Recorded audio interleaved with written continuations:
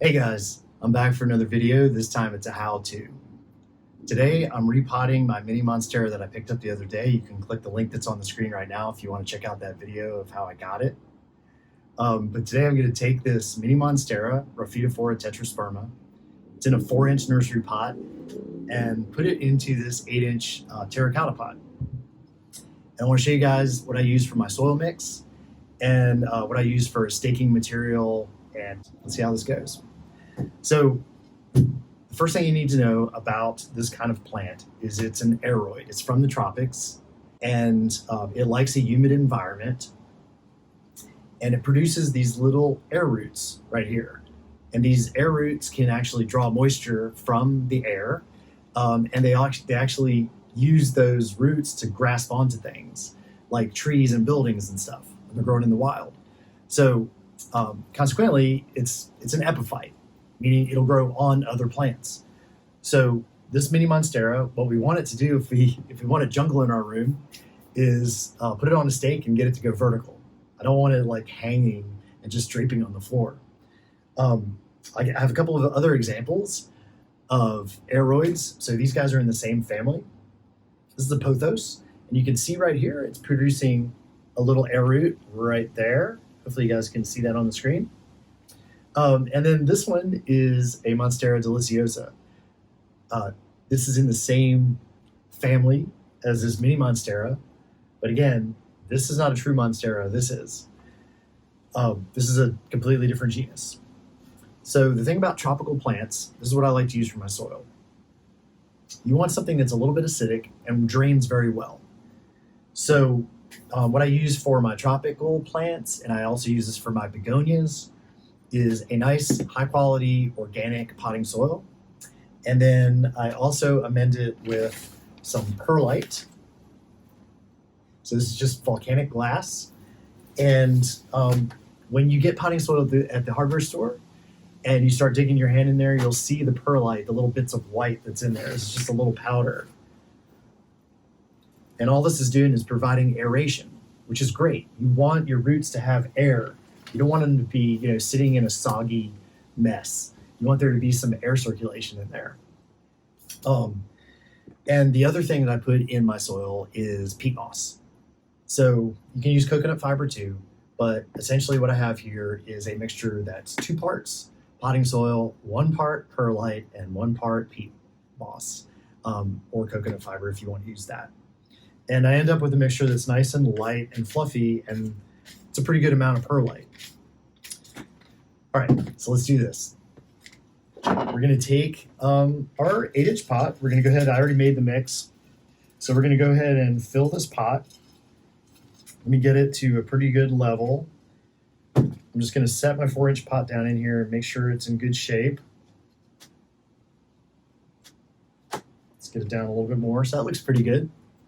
All right, and then what you can do is you can soak your pot that you're going to plant, that you're going to transplant. You can soak it in water for like 10 minutes just to loosen up the roots. This one's in pretty good shape because these cuttings are pretty fresh, and I also watered it like 2 days ago, so I don't have to worry about the roots too much. All right, before I finish backloading with dirt, I'm going to go ahead and show you the stake that I'm using. Now, you can use a moss pole if you want to. I don't have that much money to pay for a moss pole. I think they're kind of expensive. And you can make a pole on your own. This is bamboo. That's maybe like 1 inch in diameter. I chose a nice size piece. And I just twined some small pieces of bamboo and made a little bit of a ladder out of it. And hopefully this mini Monstera will grow up this ladder. The good thing about bamboo is it's abundant, it's invasive, and it's very useful. So please cut it down. Make use of it. But I'm going to go ahead and put this pole kind of in the middle of the pot because I want it to go down there as far as possible. You could have put the pole in first if you wanted to, but it's all right. So it's going to look something like this. All right, I'm going to go ahead and backfill it.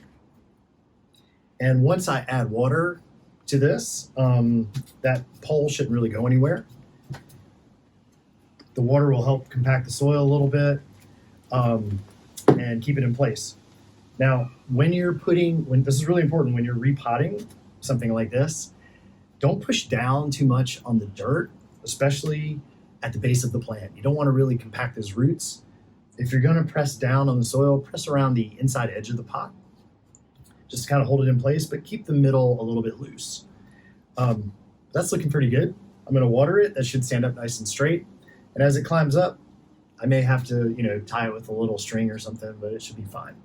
One thing to say about watering.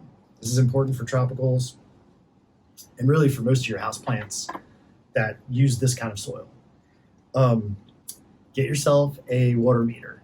This is a really super useful tool that has helped me throughout the years, and it keeps me from overwatering my plants. So essentially what you want to do with a plant like this is give it a good soaking. So I will give it a good soaking now. If it's got a tray in the bottom, like a clay tray or something underneath your clay pot, make sure you drain that so that way the water can continue to flow out of that drain hole. Again, we don't want it sitting in a pot we don't want it to have wet feet, because that will lead to root rot. But once it soaks and you put it in its spot, it usually likes bright indirect light. Maybe put it near a southeast facing window. I'd probably avoid southwest because that tends to be a scorching sun in the northern hemisphere. But get yourself a water meter like this and check on it. Your finger can lie. I mean, when you put your finger down in there, it might feel a little bit damp and you're like, it still feels a little bit wet, or it might feel dry.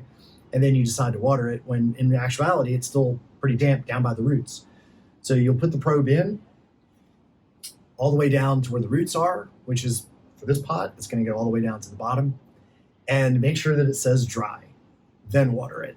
Because these plants, although, you're using the peat moss to kind of hold that moisture, but you want it to drain quickly, and you want it to dry completely before you water it again. Now, don't let it sit in dry soil. That's not good for it either. But as soon as it gets to dry, then water it again, and you should be fine. So this is my how-to video of how to repot an Aroid. This is the mini Monstera. I hope you guys enjoyed it, and we'll catch you next time. Thanks for watching.